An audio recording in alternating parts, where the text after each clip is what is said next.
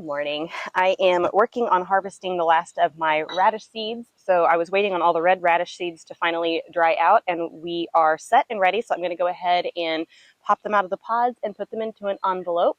And then I have my butter crunch seeds here finally have their little cotton tops. So I'm going to do the same thing with those.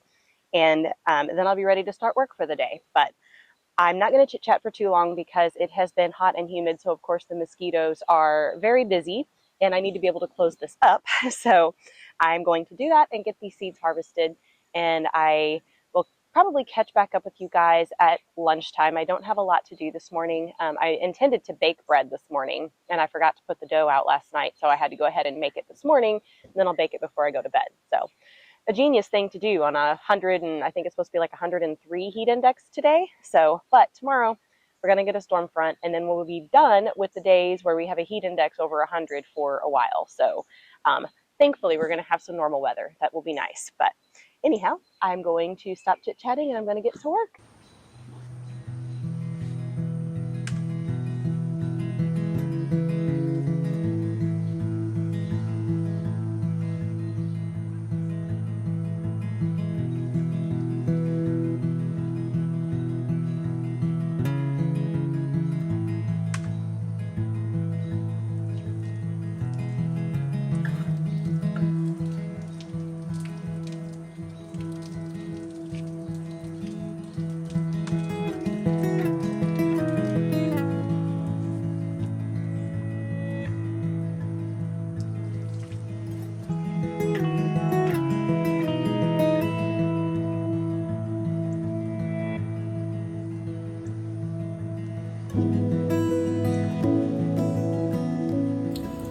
We have a second nesting of house finches in this basket.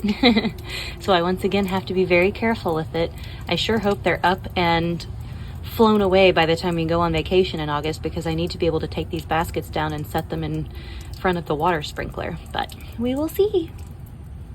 This cool down can't possibly come fast enough because I have been seeing several more little pumpkins, and this is what happens to pumpkins in high heat. So when it's over 90 degrees outside, which it's been in the hundreds with the heat index for the last few days, they just shrivel up and die before they even get a chance to open and pollinate. So hopefully these little tiny guys like this one that are just now starting to come on, now that the weather is going to cool, we'll stop seeing them do this. But the pumpkin vines are spreading very well. I definitely need to come out here after the rain has passed tomorrow and spray some more copper fungicide on all of them and also on my tomatoes in the back. But they are spreading out very well. And since these are pie pumpkins, they're small, so I should get several pumpkins per vine rather than the just one or two that I get with the big field pumpkin varieties. These watermelons are flowering very well too. This one I have hand pollinated several times and I'll probably go ahead and do it again. I have been seeing bees around a lot again lately, thankfully, so they're probably okay at this point. But I'm just not going to take any chances because I've already lost so many due to inadequate pollination. So I'm going to do that real quick before this storm hits.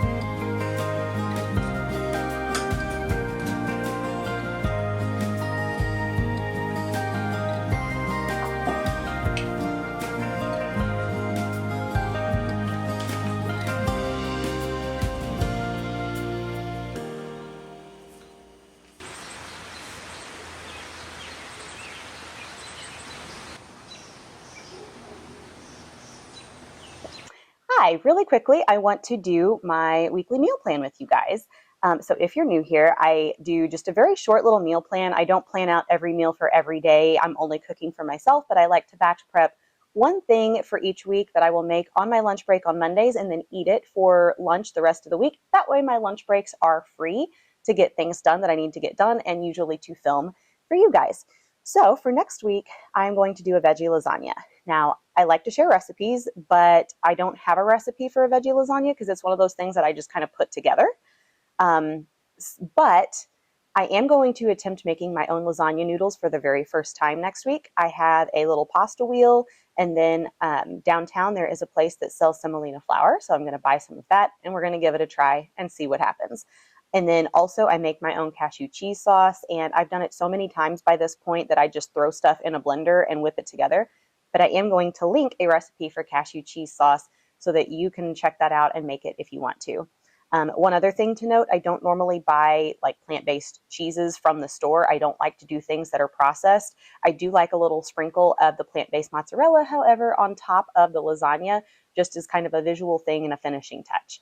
So I have all of the ingredients on here that I plan on using. I will have this on the screen here by now so that you can see everything that is on it. But also, as always, I will have my blog linked below, and I always have the printable PDF version of this on that blog. So if you want to make it along with me, feel free to hop over there and check that out. Download the PDF if you want to, so you can pick up all of the ingredients, and we will catch up back here next week, same time, same place, and we will make this lasagna together. Now for my dinners, I always just kind of throw something together based on whatever's in my fridge or my pantry, so I don't meal plan for those. For my breakfast, it's kind of the same way, so this is the one thing I meal plan for. It's always just for lunch, so I like to keep things simple and easy as much as possible. So I will see you back here for this next week.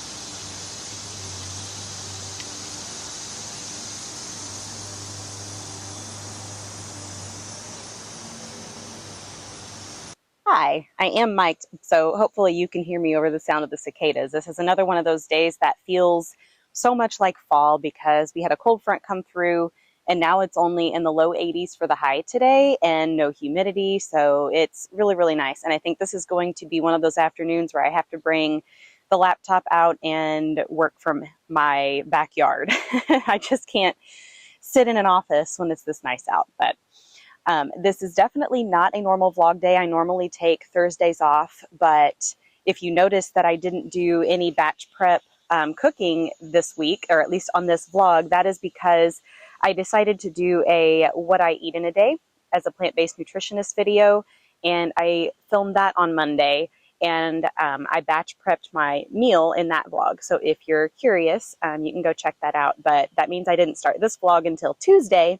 So to keep it kind of with its normal length and normal content, I decided to go ahead and extend into Thursday, and I just won't take a day off of filming this week. So also, this is one of those days where I wasn't sure if it should be kind of a quiet private day or if I should share. And I think ultimately I decided to share.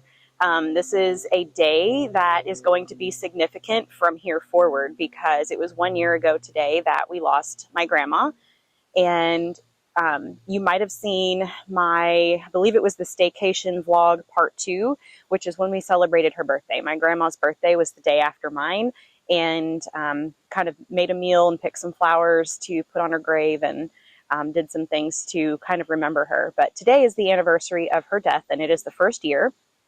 And so I think I decided to go ahead and do a little tribute for her here. Obviously, I made the chocolate pudding that she always liked to make chocolate pudding. And like while my kids were growing up, just as an example, I would pick up my boys on Sundays from their dads, and we would stop by my grandparents' house on the way home, and she would always have dinner made. And many times she would have pudding ready for us. But even in my childhood, she had those same little glass dishes that I just used to eat my pudding out of a few minutes ago. That was always her pudding cups. Little fly buzz in my face. But I don't know, it just seemed fitting to make some chocolate pudding and eat it out of that dish today.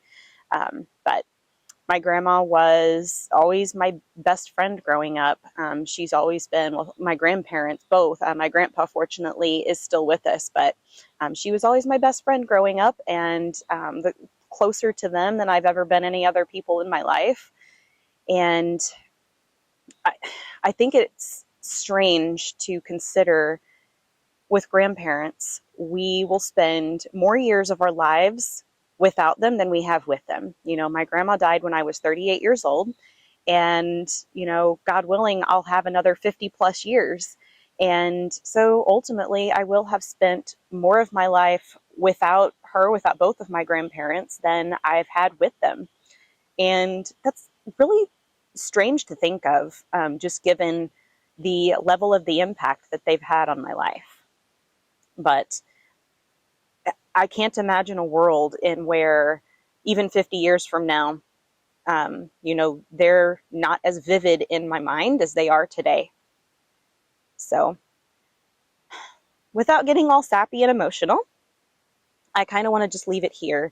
And I went back through some videos and photos, and I kind of put together a little bit of a compilation of my grandma. And so all of it was filmed and captured, most of it anyway, in portrait mode, because that was pre-YouTube. Speaking of which, let me just include that the reason that I'm here on YouTube, honestly, is because of my grandma. Because after her passing, we had discovered all of the old like little family home videos. My grandpa had bought a video camera when I was a baby and used that thing obsessively. And we had so many videos up until that camera finally died when I was a teenager.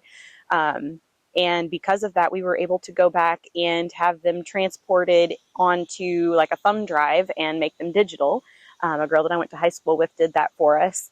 And, you know, it got me to thinking that I had a video camera when my boys were little bitty, but really nothing since then.